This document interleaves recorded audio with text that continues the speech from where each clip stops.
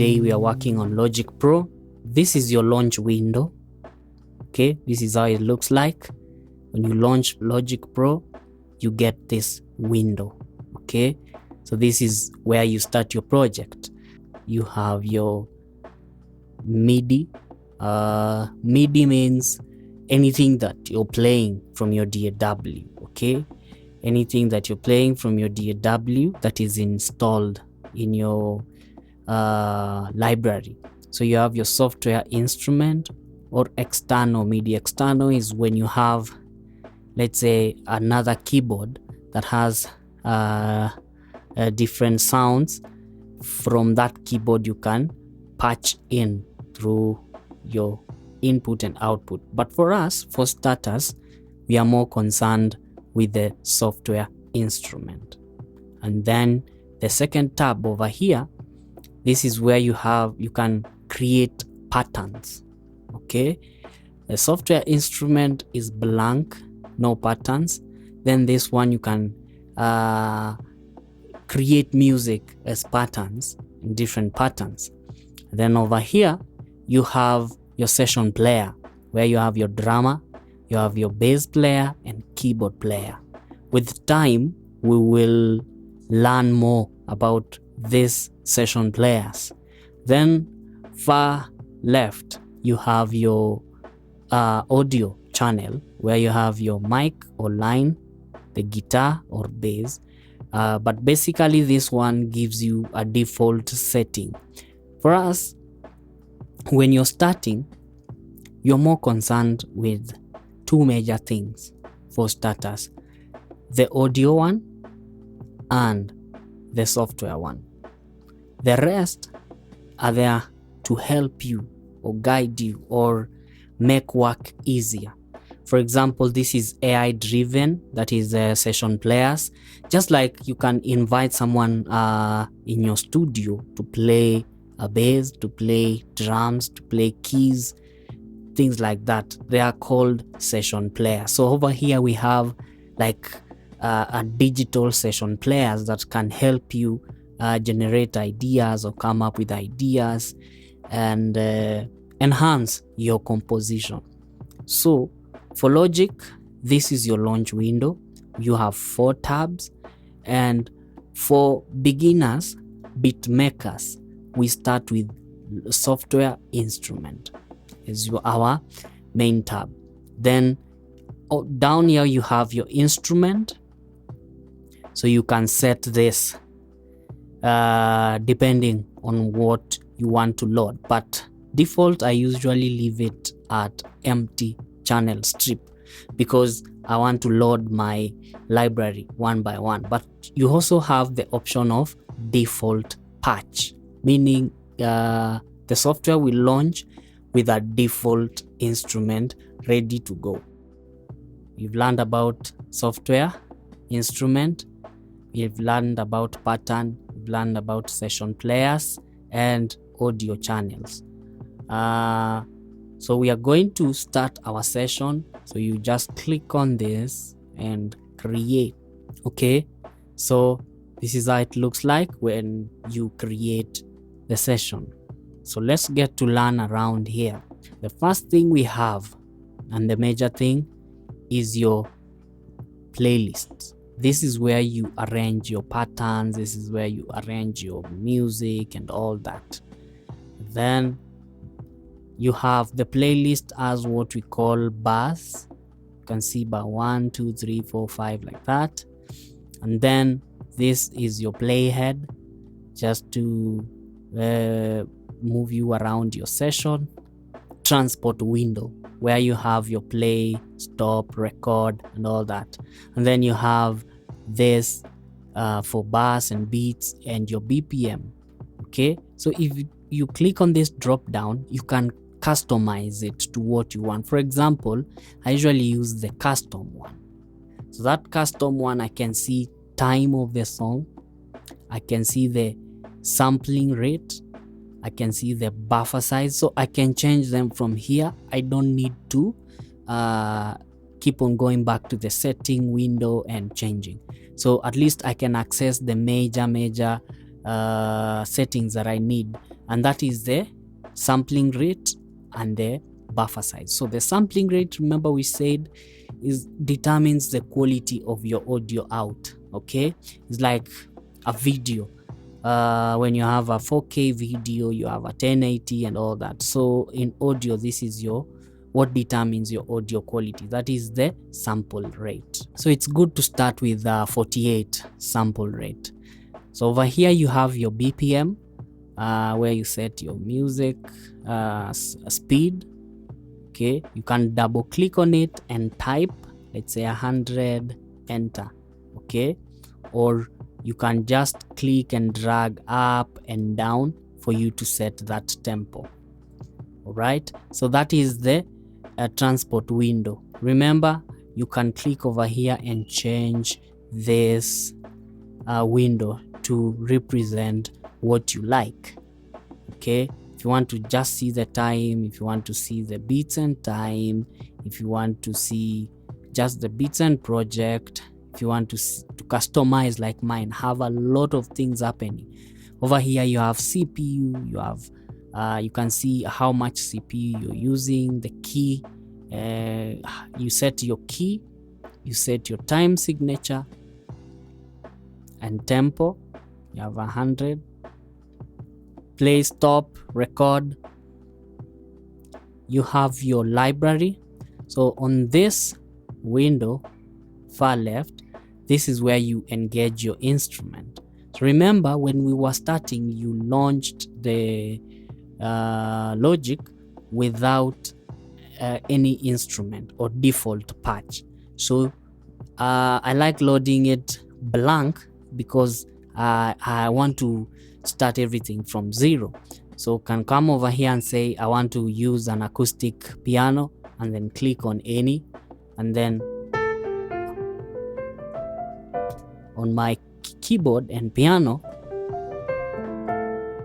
everything is there already loaded. So this is your library. Then from library you have your mini mixer over here. So this one enables you to control your main channel highlighted on the playlist and the master out. Okay, so I can control the volume over here, or I can even control the volume over here. So on this channel you have your volume and your pan knob.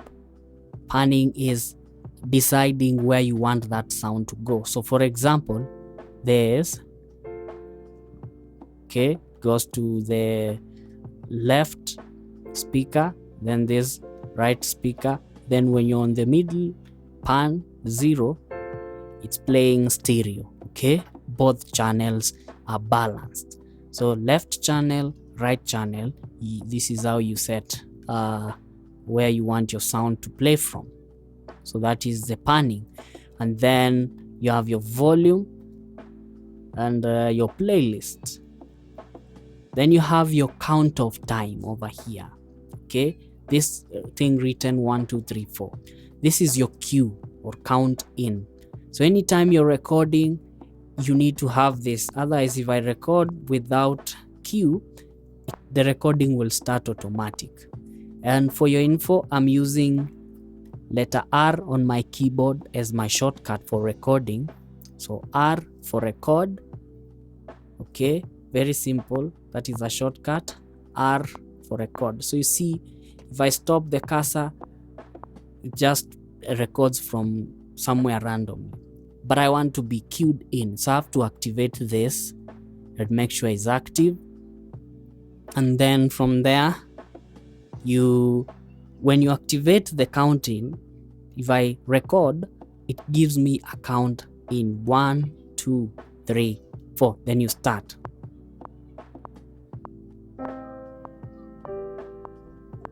Okay, you can see that. Then I've recorded. Command Z to undo. Command Z to undo. So this is Logic Pro, only available on Mac.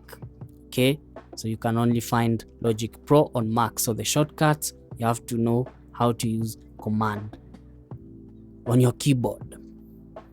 Okay, so you've learned how to record. It's R. If you're using this window over here, you just click on record, and then it starts to record. Spacebar to play and stop. So you use your spacebar to play and stop. As you can notice that when I'm playing, there's no metronome, and I've not activated metronome. So use letter K to activate the metronome. K again to disable.